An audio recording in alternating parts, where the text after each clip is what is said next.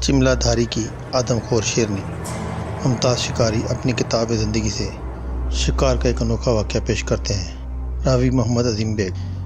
پیشہ ور شکاری کی حیثیت سے میری زندگی کا بیشتر حصہ تاریخ جنگلوں میں خونخوار درندوں سے آگ مچولی کھیلتے ہوئے گزرا ہے۔ میں نے ہر قسم کے درندوں کا شکار کھیلا ہے، مگر جو مزہ شیر کے شکار میں ہے وہ کسی اور جانور کے شکار میں نہیں۔ درندوں کا شکار کھیلنے سے پہلے ان کی عادات اور نفسیات کا معلوم ہونا ضروری ہوتا ہے، ورنہ شکاری خود ہی شکار ہو جاتا ہے۔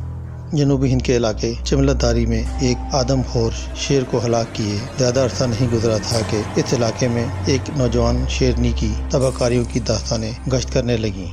نوجوانی ہی میں اس شیرنی کے آدم خور بن جانے پر مجھے شدید حیرت تھی، کیونکہ عموماً شیر اس وقت آدم خور بنتا ہے جب بڑا ہو جائے یا کسی اناڑی شکاری کے ہاتھوں سے زخمی ہو کر ایسا کام کرتا ہے۔ اس شیرنی کی آدم خور بننے کی کوئی واضح وجوہات نظر نہ آئی۔ اس علاقے میں ایک آدم خور شیر کو ہلاک کرے تھوڑا ہی عرصہ گزرا تھا کہ اس شیرنی کی تباہ کاریوں کا علم ہوا۔ علاقے کے رہنے والے لوگوں نے اندازہ لگایا کہ جو شیر ہلاک کیا گیا ہے یہ اس کی بیوہ ہے، کچھ کا اندازہ تھا کہ یہ اس کی بیٹی ہے جو والد کے کائے ہوئے انداز میں آدم خور بن گئی ہے۔ اس شیرنی نے اپنی عملی زندگی کا آغاز آدم خوری سے کیا۔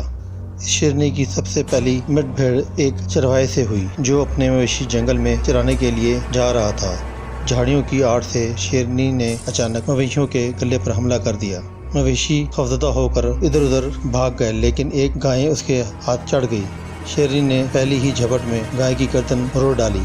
چرواہا یہ منظر دیکھ کر دہشت زدہ رہ گیا۔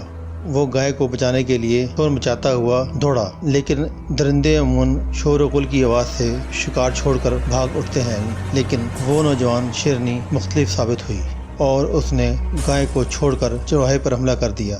ان دونوں کے درمیان فاصلہ بہت کم تھا۔ چرواہے کو اپنی طرف شیرنی کو آتے ہوئے دیکھ کر اپنی جان کے لالے پڑ گئے اور وہ بھاگ کھڑا ہوا، لیکن اس سے چند قدم سے زیادہ دور جانے کی مہلت نہ مل سکی۔ شیرنی کا خونخوار پنجہ اس کے کندھے پر پڑا، جس سے کندھے سے لے کر کولے تک کا گوشت ادھڑ گیا۔ چرواہے کو اگلا قدم اٹھانے کی توفیق نہ ہوئی اور وہ منہ کے بل گرتے ہی بے ہوش ہو گیا۔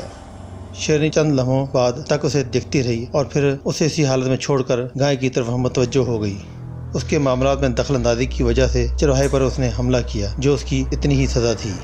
کچھ دیر بعد چرواہے کو ہوش آیا۔ اس کے حواس ابھی ٹھیک طرح سے بحال نہیں ہوئے تھے، لیکن چڑ چڑ کی جو آوازیں اس کی سماعت تک پہنچیں وہ سن کر اسے ایسے محسوس ہوا جیسے دور سے آ رہی ہیں، لیکن دھیرے دھیرے جو اس کی حواس بہتر ہوئے تو چڑچڑاہٹ کی وہ آواز جو دور سے نہیں بلکہ چند قدم کے فاصلے سے آ رہی تھی، گوشت کھانے اور ہڈیوں چبانے کی اس آواز نے اس پر لرزہ طاری کر دیا۔